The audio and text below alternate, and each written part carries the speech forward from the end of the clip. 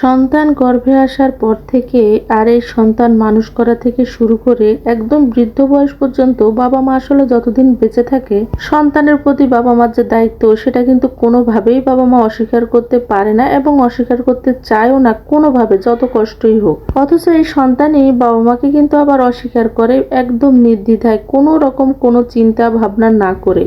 এই সন্তান আবার যখন বাবা মা হয় তখন কিন্তু ঠিক একই রকম দায়িত্ব তার সন্তানের প্রতি পালন করে। তারপরেও কি এরা বোঝে না? আজ যে সন্তানগুলো বৃদ্ধ বয়সে বাবা মাকে ছুঁড়ে ফেলে দিচ্ছে, কাল সে সন্তানগুলো তারই সন্তান যখন ছুঁড়ে ফেলে দিবে তখন কেমন লাগবে? আসলে সেটা শুধু সময়ের ব্যাপার, কিন্তু সেই পর্যন্ত অপেক্ষা করতে করতেই হয়তো বাবা মা আর বেঁচে থাকে না।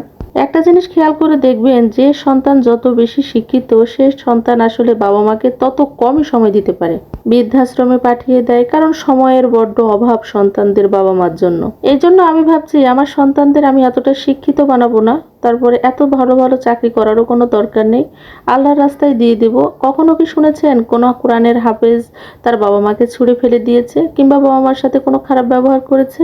এমনটা কিন্তু কখনোই হয় না।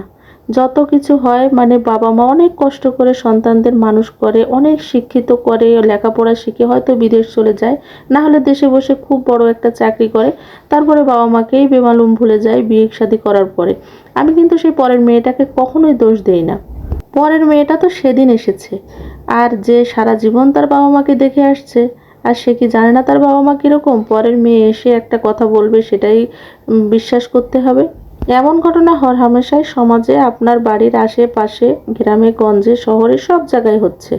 হ্যালো এভরিওয়ান, আসসালামু আলাইকুম। কেমন আছেন সবাই? রোজি ফ্যামিলি ব্লগ থেকে নতুন আর একটি ভিডিও নিয়ে চলে এলাম। ভিডিওটি শেষ পর্যন্ত দেখার অনুরোধ রইল। ভিডিওটি দেখার আগে অবশ্যই একটি লাইক দিয়ে ভিডিওটি দেখা শুরু করবেন, আর ভিডিওটির কোথাও কোনো অংশ ভালো লাগলে আমার চ্যানেলটি সাবস্ক্রাইব করে নেবেন, আর পাশে থাকা বেল আইকনটি প্রেস করে দিবেন যাতে নতুন ভিডিও ছাড়ার সঙ্গে সঙ্গে আপনার কাছে নোটিফিকেশন পৌঁছে যায়।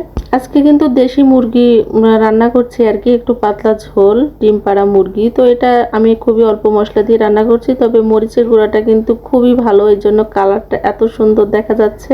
মুরগির মাংসটা আসলে কিভাবে রান্না করছি সেটা আরও ডিটেলসে আমি আর বলছি না, আপনারা দেখতেই পাচ্ছেন। আর সাধারণত যেভাবে রান্না করে আমিও ঠিক সেইভাবে রান্না করি। আর এর আগে ডিম পাড়া মুরগি যে খুব অল্প মশলা দিয়ে রান্না করি সেটাও আমি আপনাদের সাথে শেয়ার করেছি। আজকে কিছু কথা আপনাদের সাথে শেয়ার করছি, যেটা আসলে আমি আমার বাসায় থেকে, বাসার আশেপাশে অনেক মানুষ আছে তাদেরকে আমি দেখি। এই বাবা মাগুলো যখন এসে আমার সাথে অনেক সময় অনেক কথার ফাঁকে ফাঁকে যখন দুঃখ করে যে ছেলেটা খুবই ভালো ছিল, চাকরি বাকরি করতো, লেখাপড়া করিয়েছি, বাবা মা ছাড়া কোনো কিছুই বুঝতো না, কিন্তু যেই বিয়ে করেছে সেই ভুলে গেছে। কিন্তু আমি তাদেরকে বলি, এতে সেই বউটার কিন্তু কোনো দোষ নেই, কারণ আপনার সন্তান, আপনি ছোটবেলা থেকে তাকে মানুষ করেছেন, আপনি জানেন, সে সন্তান জানে আপনারা কেমন।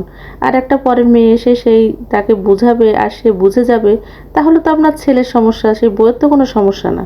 আসলে মন মানে না, একটা মেয়ে এসে সে চায় যে তার মতো করে সে একা থাকবে, সে পরিবার নিয়ে হয়তো থাকতে চায় না। আর এখনকার আসলে এমনটাই হয়ে আসতেছে, শহর কিংবা গ্রামে, বড়লোক হোক বা গরিব মানুষ, সবার ভিতরে কিন্তু এমনটাই হচ্ছে। এটা সবার জীবনের সাথে কোনো না কোনো ক্ষেত্রে কিন্তু মিলে যায়। আমার কথাগুলো যদি শুনতে খারাপ লাগে তো ক্ষমা সুন্দর দৃষ্টিতে দেখবেন, কিন্তু আসলে আপনারাও চিন্তা করে দেখবেন যে আশেপাশের মানুষ, আশেপাশে যে আপনার মানুষগুলো থাকে তাদের ভিতরে, নিজেদের ভিতরে, সবার ভিতরে কিন্তু এমনটা আছে। কিন্তু আমি একটা জিনিস ভেবে পাই না যে আমি তো আমার সন্তানকে খুব কষ্ট করে মানুষ করছি, সেই কনসিভ করার পর থেকে আর এই পর্যন্ত, আর যতদিন বেঁচে থাকবো ততদিন বাবা মার দায়িত্ব পালন করে যাব। আবার এই সন্তানও তো বড় হয়ে তার সন্তানদের জন্য ঠিক এতটাই করবে, তখন যখন তার সন্তান তার সাথে এমন করবে তখন তার কেমন লাগবে? এই চিন্তা ভাবনাটা করলে তো হয়ে যায়। এমন তো না যে এটা আজকে প্রথম হচ্ছে, সে তো দেখছে সব কিছু, চারিদিকের পারিপার্শ্বিক অবস্থা। আসলে বিশেষ করে মেয়েরা, আমরা মেয়েরা এসবগুলো মাথার ভিতরে আসে আর কি, ছেলেদের অতটা আসে না। আর মাথার ভিতরে এসেছে যখন আপনাদের সাথে শেয়ারও করলাম। আর আমার কথা যদি কোনো ভুল ভ্রান্তি হয়ে থাকে অবশ্যই ক্ষমা সুন্দর দৃষ্টিতে দেখবেন। ভিডিওটির কোথাও কোনো অংশ ভালো লাগলে আমার চ্যানেলটি সাবস্ক্রাইব করে যাবেন। তো আজকে এই পর্যন্তই। ভালো থাকবেন, সুস্থ থাকবেন সবাই। আল্লাহ হাফেজ।